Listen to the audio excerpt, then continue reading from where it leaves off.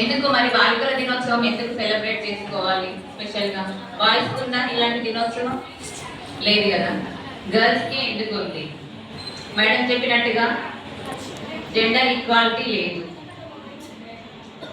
లైంగిక వేధింపులు, ఇలాంటి వాటి అన్నిటినీ అరికట్టడం కోసం, అలాగే బాలికల ప్రాముఖ్యత అనేది అందరికీ తెలియడం కోసం, వారి ఆరోగ్యము, వారి రక్షణ, వారి హక్కులు ఏంటో వారికి తెలియజేయాలనే ఒక ఉద్దేశంతో ఈరోజు అనేది ఒకటి ప్రత్యేకంగా కేటాయించడం జరిగింది. సో దీని గురించి మనందరం అవగాహన తెలుసుకోవాల్సిన రోజు. నన్ను అడిగితే ఒక రోజు సరిపోదు దీనికి, ఎందుకంటే ఇప్పుడు అలాంటి సిచ్యువేషన్స్ ఉన్నాయి. ప్రతిరోజు బాలికలకు అవగాహన కార్యక్రమాలు అనేది నిర్వహించాల్సిన సిచ్యువేషన్స్ అనేది మనం ఇప్పుడు చూస్తున్నాం.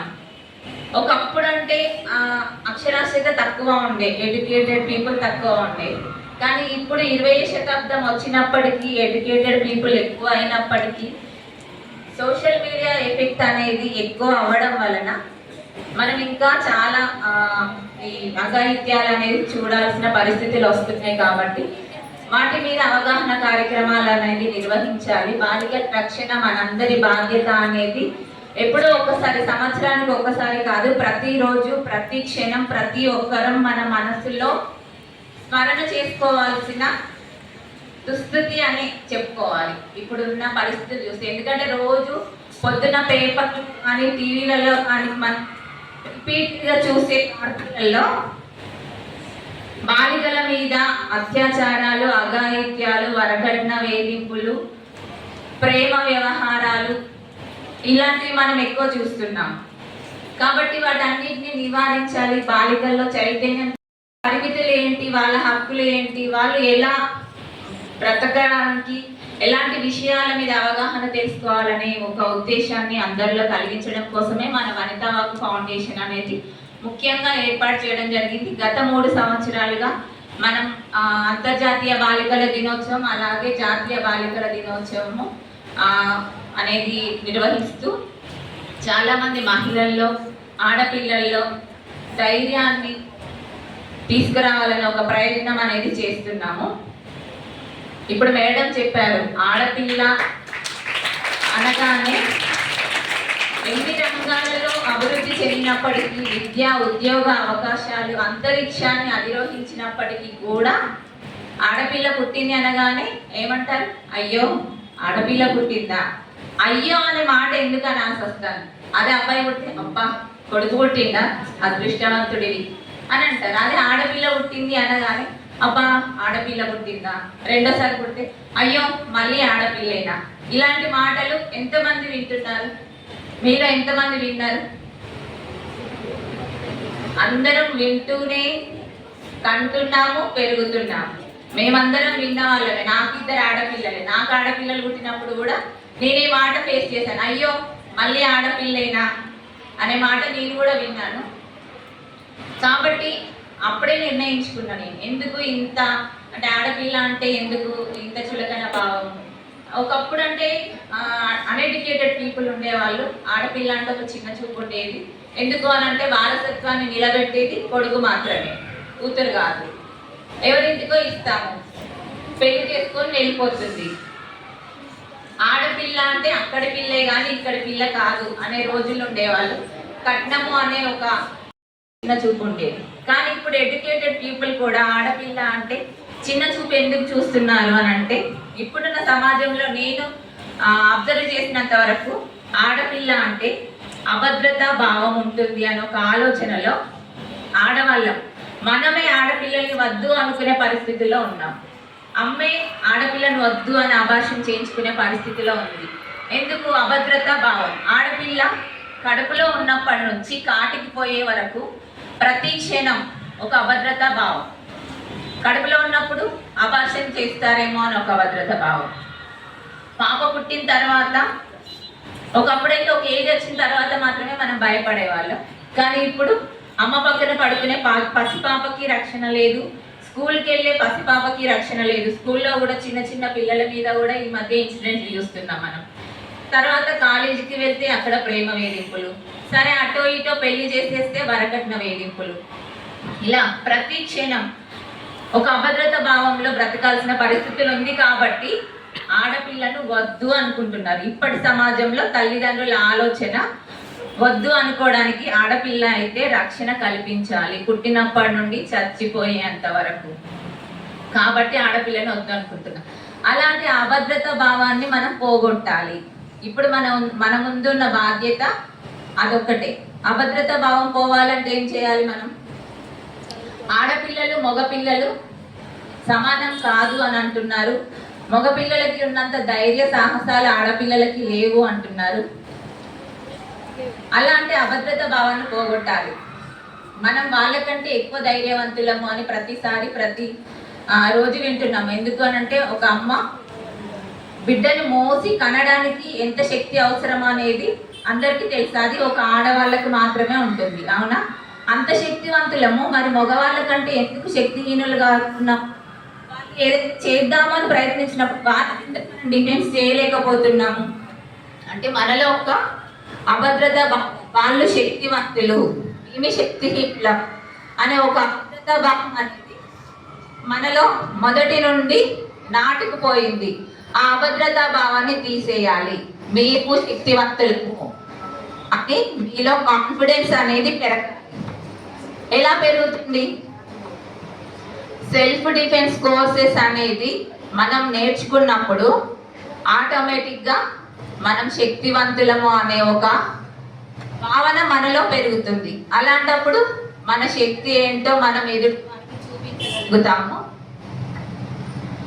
అలాగే ఏదో ప్రమాదం జరిగినప్పుడు ఎవరో వస్తారు రక్షిస్తారు అనే అపోహ నుండి మనం బయటికి రావాలి. ఎవరు రారు, ఎవరు రక్షించరు.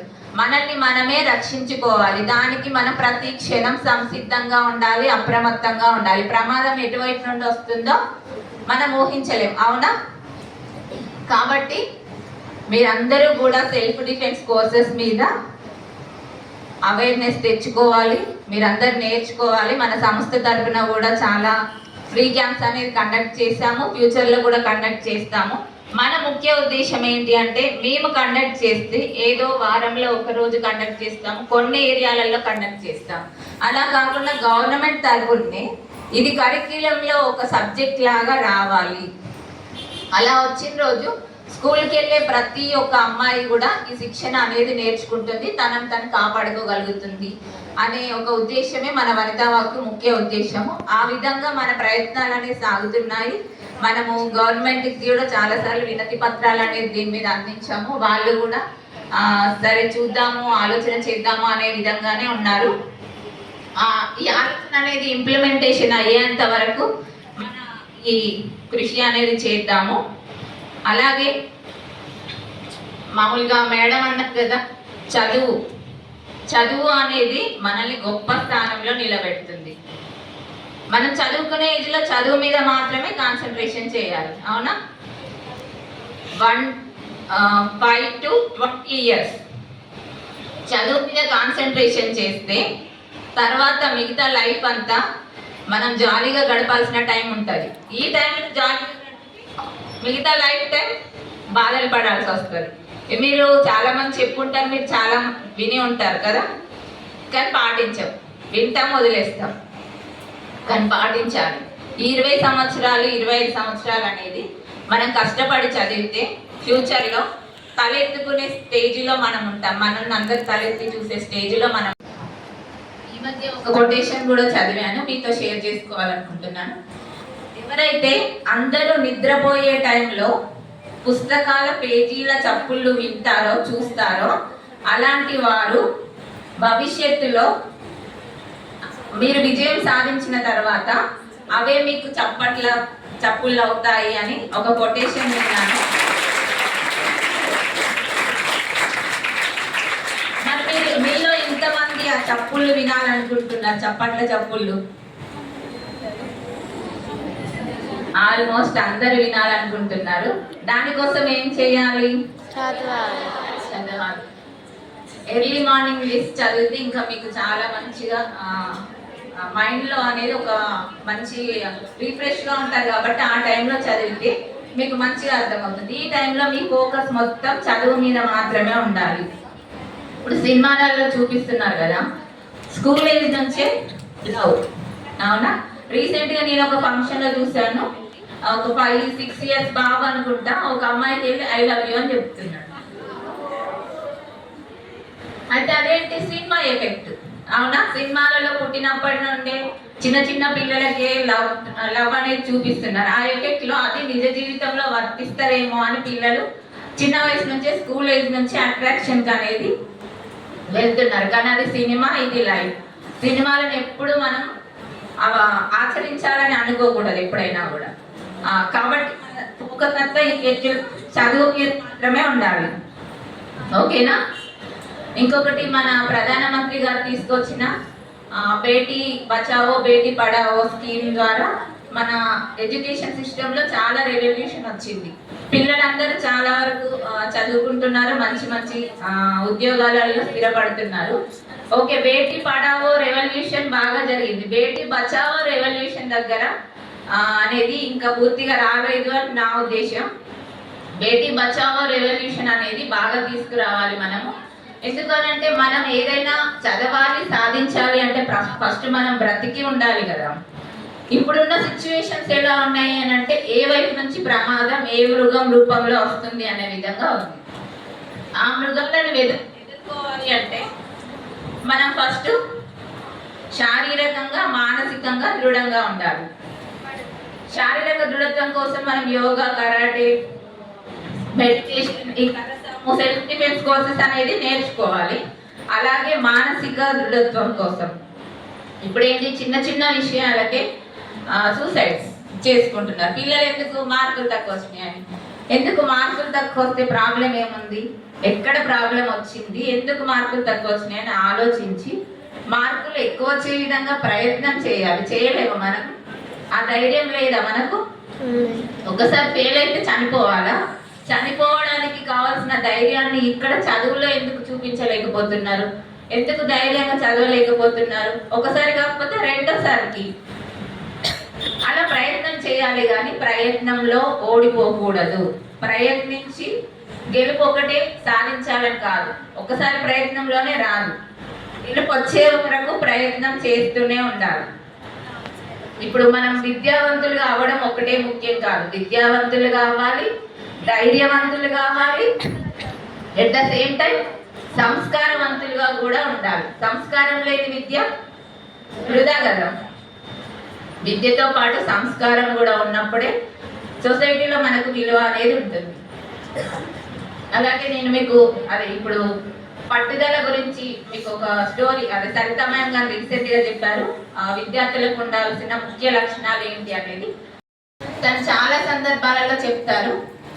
చాలా మంది ప్రముఖుల మధ్యలో నేను ఇక్కడ స్టేజ్ పైన కూర్చున్నాను, నేను ఇక్కడ మాట్లాడగలుగుతున్నాను అని అంటే నా ఎడ్యుకేషన్, నా యూనిఫామ్ నాకు ఈ గౌరవాన్ని తీసుకొచ్చింది అని చాలాసార్లు తను చెప్పారు. తన వీడియోస్ అంటే నాకు చాలా ఇష్టం, చూస్తూ ఉంటాను.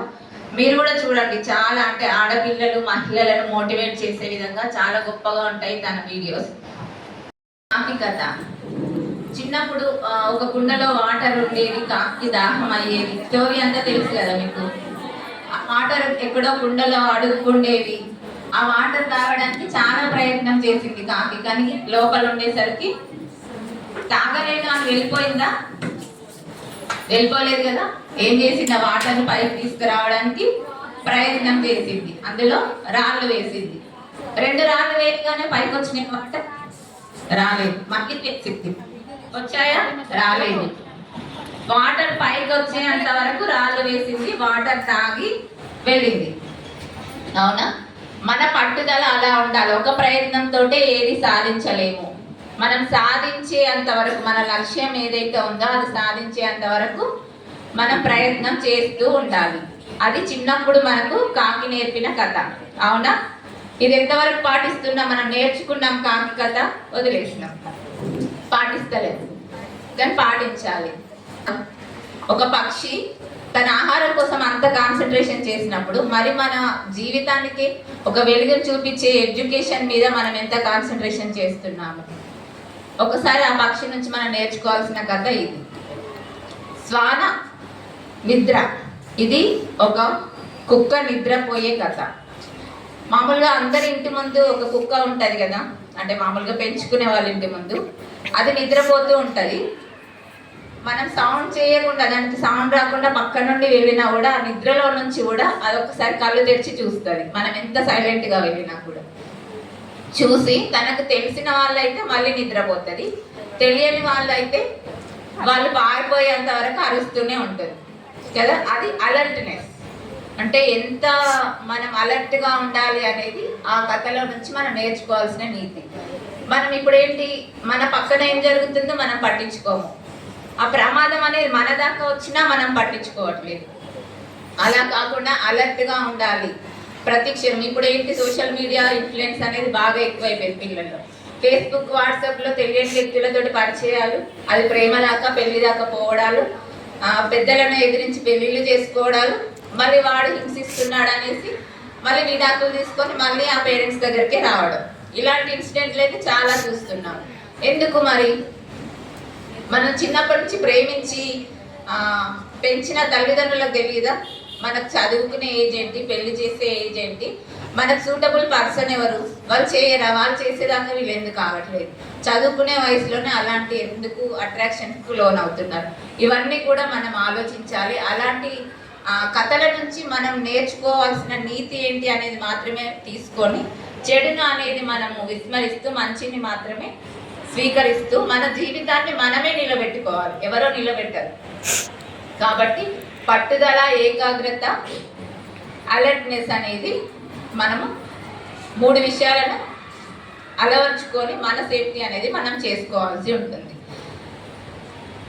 ఇంకా రీసెంట్గా పోష్ యాక్ట్ అని ఒక యాక్ట్ గురించి తెలుసుకున్నాను మేడం. ఎందుకంటే రీసెంట్గా దాంట్లో పిఓగా నన్ను సెలెక్ట్ చేశారు కాబట్టి యాక్ట్ గురించి నా దాకా తెలిసింది. లేకపోతే ఒక యాక్ట్ ఉంది అనే విషయం కూడా మనకు అవగాహన అనేది లేదు ఇన్ని రోజులు. ఎందుకంటే prevention of sexual harassment of women at work place అనేది పోష్ యాక్ట్ యొక్క ముఖ్య ఉద్దేశం.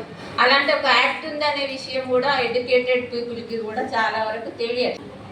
ఆ కమిటీలో మనం కంప్లైంట్ ఇస్తే ఆ కమిటీ ద్వారా విచారణ జరిగి న్యాయం అనేది జరిగేలాగా చేస్తారు. ఆ విషయం తెలియక చాలామంది ఇప్పుడు వర్క్ ప్లేస్లో సెక్సువల్ హరాస్మెంట్కి గురైనప్పటికీ కూడా ఎవరికి చెప్పుకోవాలి అర్థం కాక చాలా ఇబ్బందులు పడుతున్నారు. అలాంటి వారికి అవగాహన ఇచ్చే ఒక అవకాశం కూడా మన ఫౌండేషన్కి వచ్చినందుకు చాలా సంతోషంగా ఉంది. ఎందుకు అనంటే ఎన్నో విషయాలు జరుగుతున్నాయి, మన దాకా వచ్చినాయి కొన్ని, రాని చాలా ఉన్నాయి. అలాంటి వారికి ప్రమాదం పెద్ద స్థాయికి వెళ్ళిన తర్వాత మనం ఎన్ని యాక్షన్స్ తీసుకున్నా కూడా ప్రయోజనం లేదు. ప్రమాదం జరగక ముందు ప్రివెన్షన్ యాక్షన్స్ అనేది తీసుకోవడం మంచిది. కాబట్టి అలాంటి యాక్ట్ మీద కూడా మనము రాబోయే ఫ్యూచర్లో మనము అలాంటి యాక్ట్ మీద కూడా అందరికీ అవగాహన ఇచ్చి దాని ద్వారా కూడా మన సంస్థ పనిచేయడానికి సిద్ధంగా ఉంది.